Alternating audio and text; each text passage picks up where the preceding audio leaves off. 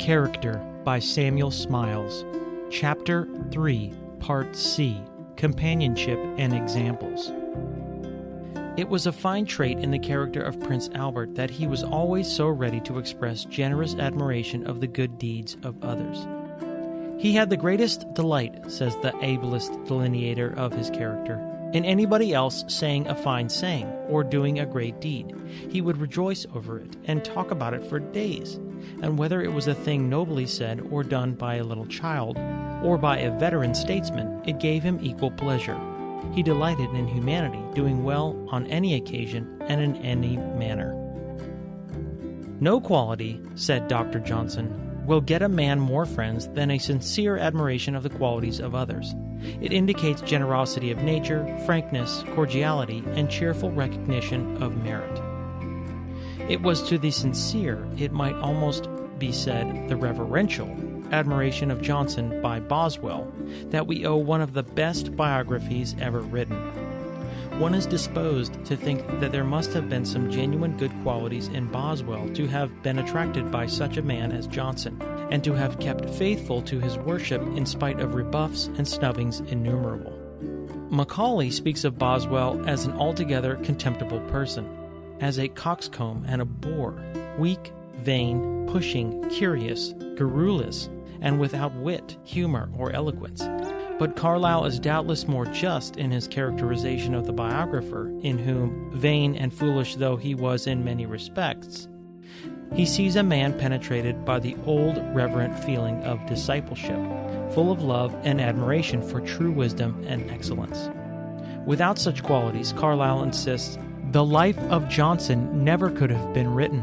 Boswell wrote a good book, he says, because he had a heart and an eye to discern wisdom, and an utterance to render it forth, because of his free insight, his lively talent, and above all, of his love and childlike open-mindedness.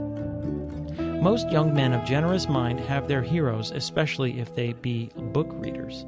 Thus, Allan Cunningham, when a mason's apprentice in Nithsdale, walked all the way to Edinburgh for the sole purpose of seeing Sir Walter Scott as he passed along the street.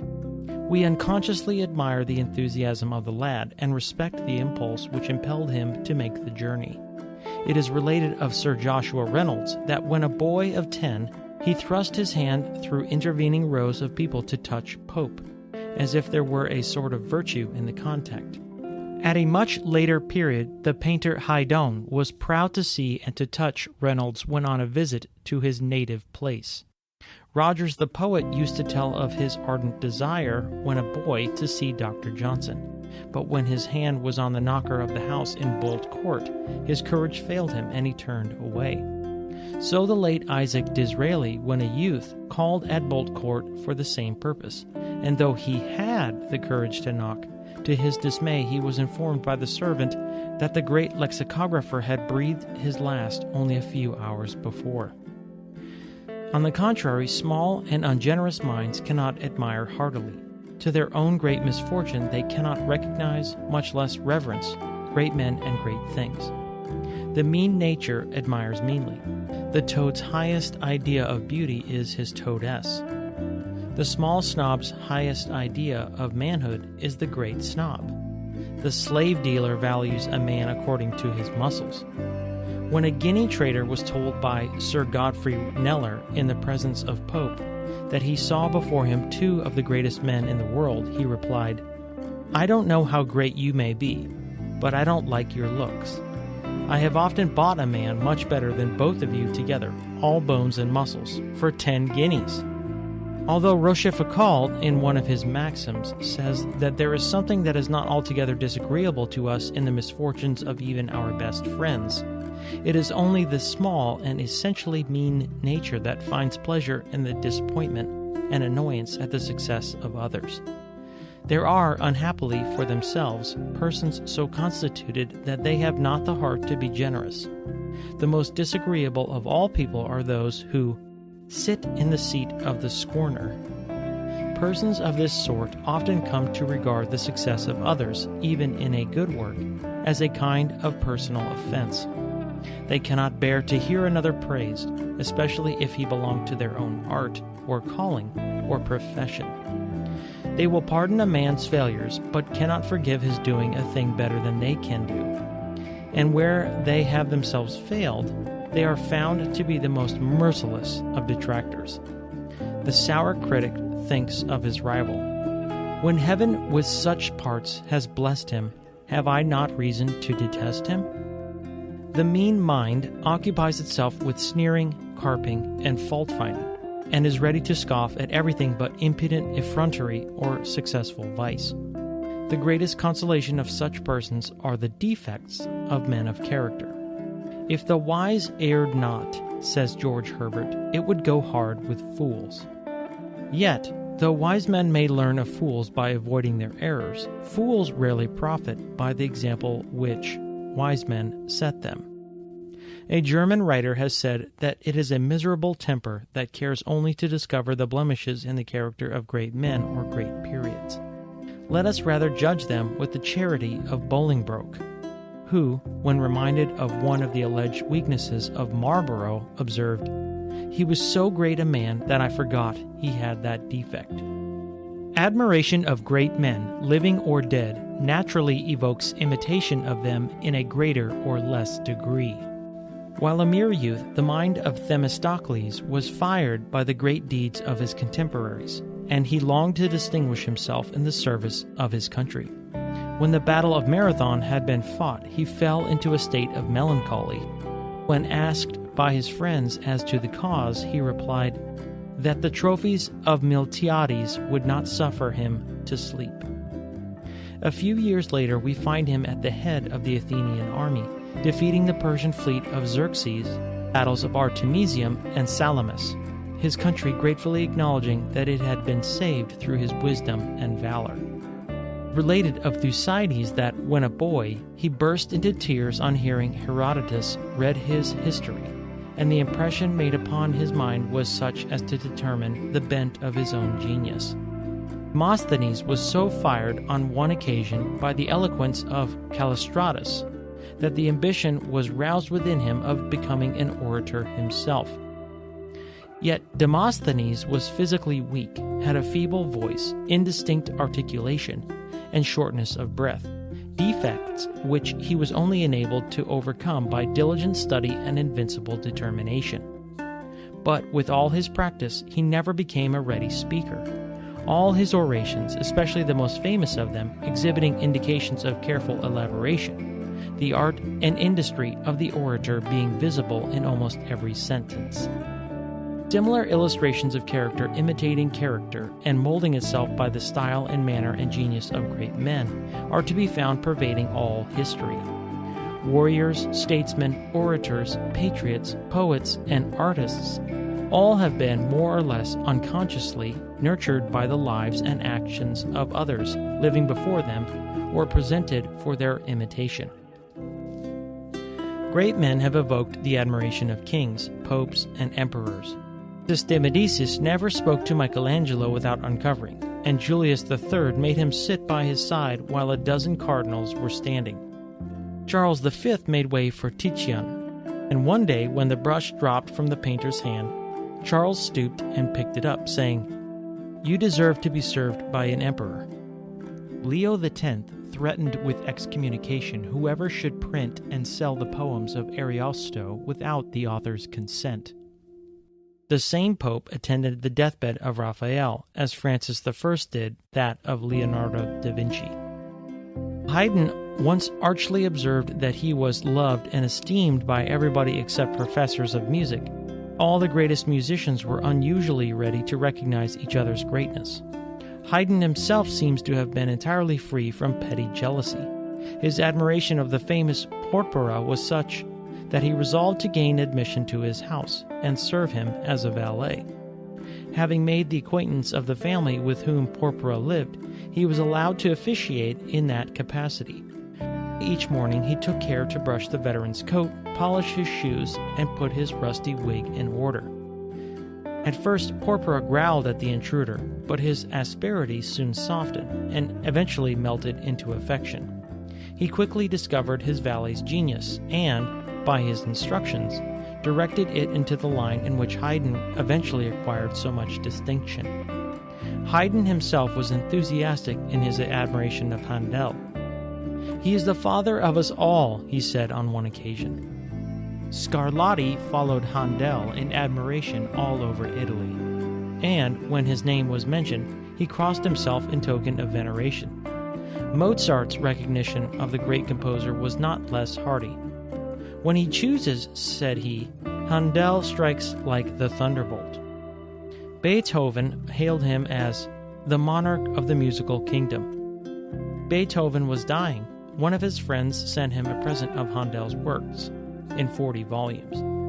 They were brought into his chamber, and gazing on them with reanimated eye, he exclaimed, pointing at them with his finger, There is the truth."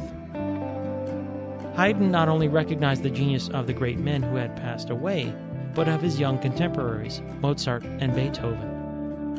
Small men may be envious of their fellows, but really great men seek out and love each other. Of Mozart, Haydn wrote, "I only wish I could impress on every friend of music, and on great men in particular, the same depth of musical sympathy and profound appreciation of Mozart's inimitable music that I myself feel and enjoy. Then nations would vie with each other to possess such a jewel within their frontiers. Prague ought not only to strive to retain this precious man, but also to remunerate him, for without this the history of a great genius is sad indeed. It enrages me to think that the unparalleled Mozart is not yet engaged by some imperial or royal court. Forgive my excitement, but I love the man so dearly." Mozart was equally generous in his recognition of the merits of Haydn. "Sir," he said to a critic, speaking of the latter, "if you and I were both melted down together, we should not furnish materials for one Haydn." And when Mozart first heard Beethoven, he observed, "Listen to that young man. Be assured that he will yet make a great name in the world." Buffon set Newton above all other philosophers, and admired him so highly that he had always his portrait before him while he sat at work. So Schiller looked upon Shakespeare, whom he studied reverently and zealously for years, until he became capable of comprehending nature at first hand, and then his admiration became even more ardent than before. Pitt was Canning's master and hero, whom he followed and admired with attachment and devotion. "To one man while he lived," said Canning, "I was devoted with all my heart and all my soul. Since the death of Mr. Pitt, I acknowledge no leader. My political allegiance lies buried in his grave." A French physiologist, Monsieur Roux, was occupied one day in lecturing to his pupils when Sir Charles Bell, whose discoveries were even better known and more highly appreciated abroad than at home, strolled into his classroom. The professor, recognizing his visitor, at once stopped his exposition, saying, "Messieurs, c'est assez pour ajouter, vous avez vu Sir Charles Bell?" The first acquaintance with a great work of art has usually proved an important event in every young artist's life. When Correggio first gazed on Raphael's Saint Cecilia, he felt within himself an awakened power and exclaimed, "And I too am a painter." So Constable used to look back on his first sight of Claude's picture of Hagar as forming an epoch in his career. Sir George Beaumont's admiration of the same picture was such that he always took it with him in his carriage when he traveled from home. The examples set by the great and good do not die. They continue to live and speak to all the generations that succeed them. It was very impressively observed by Mr. Disraeli in the House of Commons shortly after the death of Mr. Cobden. There is this consolation remaining to us, when we remember our unequaled and irreparable losses, that those great men are not altogether lost to us, that their words will often be quoted in this house, that their examples will often be referred to and appealed to, and that even their expressions will form part of our discussions and debates. There are now, I may say, some members of Parliament who, though they may not be present, are still members of this House, who are independent of disillusions, of the caprices of constituencies, and even of the course of time. I think that Mr. Cobden was one of those men. It is the great lesson of biography to teach what man can be and can do at his best. It may thus give each man renewed strength and confidence. The humblest, in sight of even the greatest, may admire and hope and take courage. These great brothers of ours in blood and lineage who live a universal life still speak to us from their graves and beckon us on in the paths which they have trod. Their example is still with us to guide, to influence, and to direct us. For nobility of character is a perpetual bequest, living from age to age and constantly tending to reproduce its like. The sage, say the Chinese, is the instructor of 100 ages. When the manners of Lu are heard of, the stupid become intelligent and the wavering determined. Thus, the acted life of a good man continues to be a gospel of freedom and emancipation to all who succeed him. To live in hearts we leave behind is not to die. The golden words that good men have uttered, the examples they have set, live through all time. They pass into the thoughts and hearts of their successors, help them on the road of life, and often console them in the hour of death. And the most miserable and most painful of deaths, said Henry Martin, the Commonwealth man who died in prison, is as nothing compared with the memory of a well-spent life. And great alone is he who has earned the glorious privilege of bequeathing such a lesson and example to his successors. End of section 11.